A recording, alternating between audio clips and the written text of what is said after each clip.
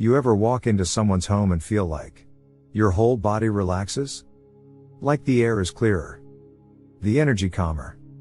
And for some reason, the person living there feels different. More centered. More alive. More in control. That was Delilah. 78. Silver hair, pressed slacks, eyes that sparkled when she spoke. Her home wasn't just clean, it was intentional. Everything in its place, warm light, fresh air. But that wasn't the most striking part. Her mind was sharp. Sharper than most people half her age. She remembered names, told stories with clarity, and asked questions that made you think harder. So I asked her, Delilah, what's your secret? A cleaning routine? A supplement? She laughed. Greater than it's not about cleaning. It's about honesty. There are things people my age ignore, but I don't. And then she shared with me 12 uncomfortable truths. The kind most people avoid. Because they take effort. Or force change. But Delilah embraced them, not to impress anyone but to protect her independence, her peace, and her mind. And here's the kicker, none of them were about fancy products, deep clean hacks, or organizing bins. They were about the way she lives. Over the next few minutes, I'm going to share those 12 truths with you. They're real. Raw. And they work. Stick with me. They might just change your home, and the way you move through the world. If staying strong, sharp, and independent matters to you, or someone you love, tap like, and subscribe. This is better aging advice, and we're just getting started. Dirty truth number 1, mentally sharp seniors build calming rituals into their cleaning. Not because they're obsessive, but because they understand that their environment shapes their mind. Every time I visited Delilah, I noticed the same thing. Before she said hello, before she even looked up, she'd pause at the door and gently wipe the handle. Not fast. Not careless. One smooth, focused stroke. I asked her once, Delilah, what's with the doorknob? She smiled and said, greater than how I enter my home is how I enter my mindset. That's when it clicked. She wasn't just cleaning. She was resetting. Creating a clear line between the chaos outside and the calm she wanted inside. This small act, her entrance ritual, wasn't for guests. It was for her own nervous system. A way to tell her body, greater than you're safe now. You're home. Let's leave the world at the door. Science backs her up. Studies in environmental psychology show that consistent rituals tied to physical spaces like wiping surfaces, lighting a candle, or simply pausing at the threshold can help regulate stress, lower cortisol, and improve memory retention over time. And here's the key, it doesn't have to be elaborate. It just has to be yours. Delilah made her home feel like a sanctuary not because of fancy furniture, but because she treated every step into it with care. So ask yourself, what's your entrance ritual? Do you storm in? Or settle in? That one moment can change how the rest of your day unfolds. Dirty truth number 2, cluttered surfaces create mental fog. Delilah knew this. That's why her dining table, always empty. Not just tidy. Clear. No stack of mail. No I'll get to it later pile. No half-read books, extra napkins, or lost pens. It struck me because, let's be honest, most of us have at least one surface that quietly becomes a dumping ground. The just for now space that, somehow, stays cluttered forever. But not Delilah's table. It was her line in the sand. I asked her once, don't you ever leave stuff here? She smiled and tapped her temple. Greater than if I let clutter take over here, it'll take over up here too. That hit me. She wasn't just organizing her space. She was protecting her mind. And the science backs her up. Studies from Princeton and UCLA show that visual clutter, especially on surfaces like tables and counters, competes for your brain's attention. The more stuff you see, the more your brain has to filter. That leads to mental fatigue, forgetfulness, and even increased anxiety. Delilah didn't need a fancy filing system. She just needed boundaries. That dining table? It was sacred. A place for meals. For moments. Not for messes. And it wasn't about being perfect, it was about creating one clear zone in her home. That helped her reset, think straight, and breathe easier. So here's your takeaway: pick one surface in your home. Keep it clear, every day. Let it be your mental anchor. Because sometimes, a clean table is the clean slate your mind's been begging for. Dirty truth number 3, the sharpest seniors let go, even when it hurts. Because freedom lives on the other side of release. Delilah's living room hadn't changed in years. Same cozy chair. Same lamp. Same photo shelf. But one day, something felt different. I looked up, and the picture of her and her late husband was gone. Faded from sun and time, that photo had been there for decades. A constant. I asked gently, "Where's the picture?" She looked down for a moment. Then, without drama, said, "Greater than it was time." Holding on to it kept me stuck in the past. Not bitter. Not broken. Just honest.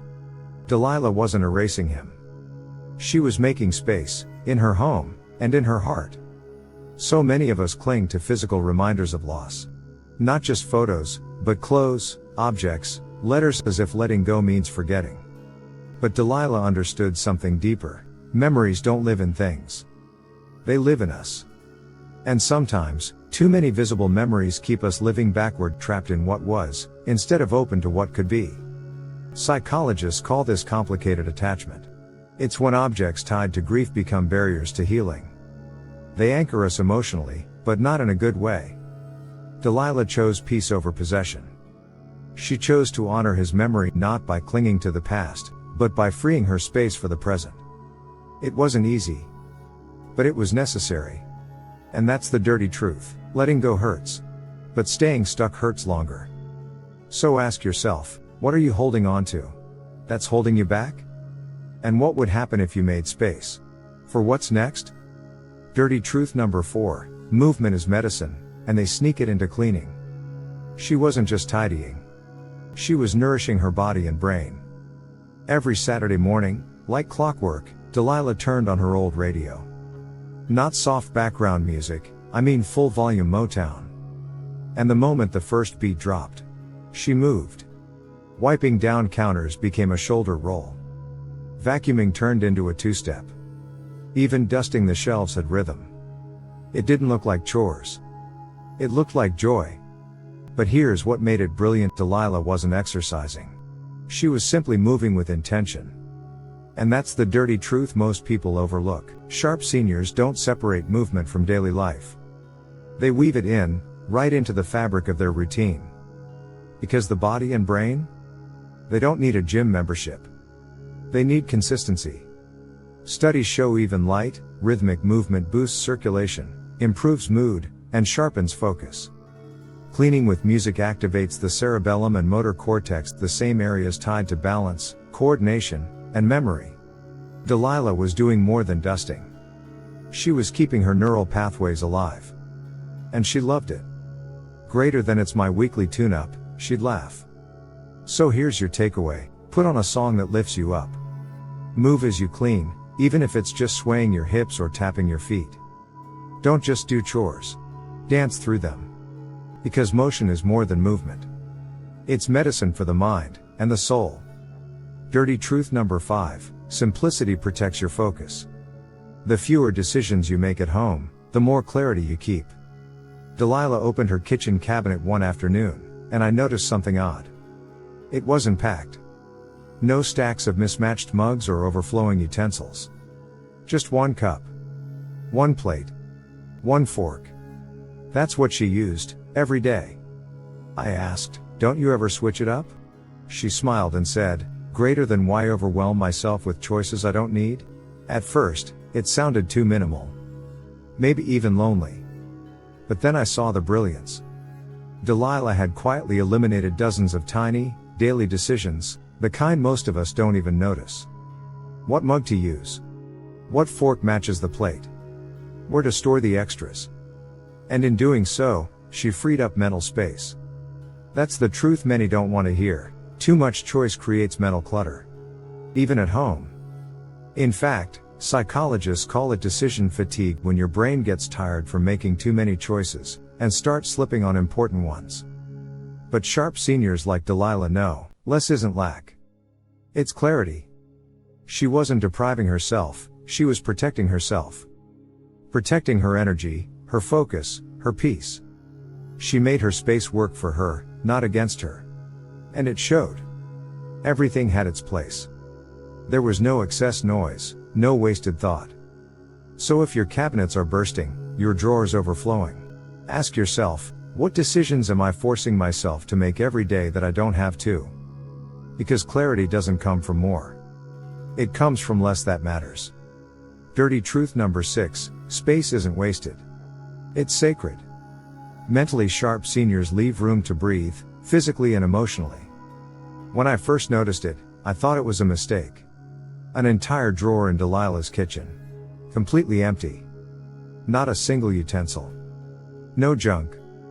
No backup scissors or batteries. Just space. I joked, "You hiding snacks in here?" She laughed and gently closed it. "Greater than that's my reminder," she said. "I always have space for what's next." That stopped me. Because most of us, we're obsessed with filling every inch.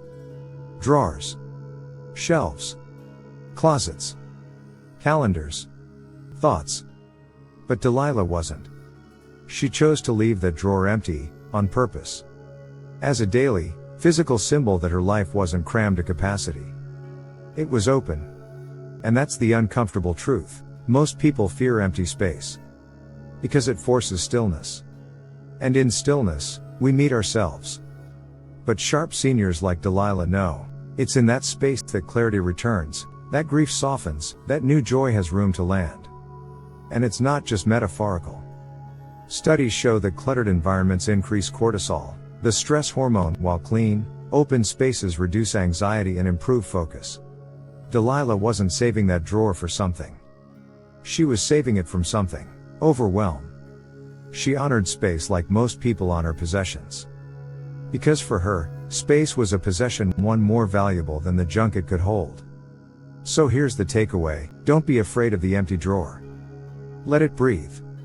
Because sometimes, the room you leave untouched is exactly what makes your whole life feel lighter. Dirty truth number 7, boundaries protect more than your time, they protect your mind. Delilah didn't have a revolving door of visitors. She had one rule, and she stuck to it, greater than if someone brings chaos into my home, they don't come back. Not out of coldness. Out of clarity. Her home wasn't a hotel. It was a sanctuary. A place where she could think clearly, breathe deeply, and reset. And here's the hard part, that rule? It even applied to family. She told me about a relative, someone she loved, who constantly arrived with loud complaints, frantic energy, and emotional messes. Delilah tried to help, to soothe, to accommodate. But every time, she was left drained for days. Until one day, she simply said, "No more." And it changed everything. Because here's the dirty truth no one likes to admit. Some people leave fingerprints on more than just your counters.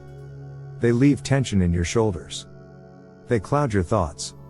They hijack your peace. And the sharpest seniors don't just clean their homes, they clean their circles. This doesn't mean you stop loving people. It means you stop letting them rearrange your inner furniture. Studies have shown that chronic exposure to negative energy raises stress hormones and shortens attention span, two major contributors to cognitive decline. Delilah understood what most avoid. You don't owe anyone unlimited access to your space. Especially if it costs you your calm. Her boundaries weren't walls. They were filters. And in choosing who came through the door, she was choosing what stayed in her mind. Dirty truth number 8, scent anchors the brain. Clean homes smell intentional, and that affects memory and focus. Delilah's house didn't smell like bleach. Or fake lavender. It smelled faintly of citrus. Not from a candle. Not from an air freshener. But from fresh orange peels, tucked neatly in a shallow bowl by the window. When I asked why, she smiled and said, "Greater than it keeps me awake. Keeps me here." It sounded simple, but what she was doing had real science behind it. Scent is one of the strongest links to memory. Your olfactory system, the part of the brain that processes smells, is directly connected to the hippocampus, which governs memory, learning, and spatial awareness. That's why one whiff of a certain smell can bring back a childhood kitchen or a lost moment with crystal clarity. Delilah didn't just clean her house, she tuned it like an instrument. That citrus scent wasn't decoration. It was a cue. A ritual. A way of pulling her back into the now. And here's what makes it powerful. Mentally sharp seniors don't live on autopilot. They set small, sensory anchors in their day to pull themselves into presence. Maybe it's the scent of citrus. Maybe it's eucalyptus in the shower. Maybe it's the smell of fresh basil by the kitchen sink. Whatever it is, it's not accidental. Sharp minds build environments that speak to their senses. Because when your surroundings are intentional, your attention becomes intentional too. Delilah didn't wait to lose her memory to start protecting it. She used every tool she had, even a simple orange peel, to stay present, aware, and in command of her space. Dirty truth number 9, cleanliness is about dignity, not duty. Delilah's bed always looked like it belonged in a boutique hotel. Crisp corners. Fluffed pillows.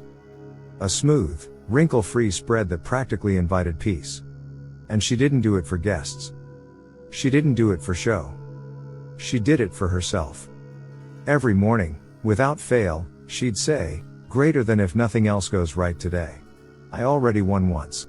It wasn't about perfection. It was about pride. Here's what most people miss. Routine acts of care aren't chores, they're declarations. Mentally sharp seniors don't clean just to be clean. They do it because it reminds them that they matter. That their space matters. That their life still deserves care and attention. A made bed isn't just a surface. It's a mindset. It tells your brain, this space is stable. This person is in control.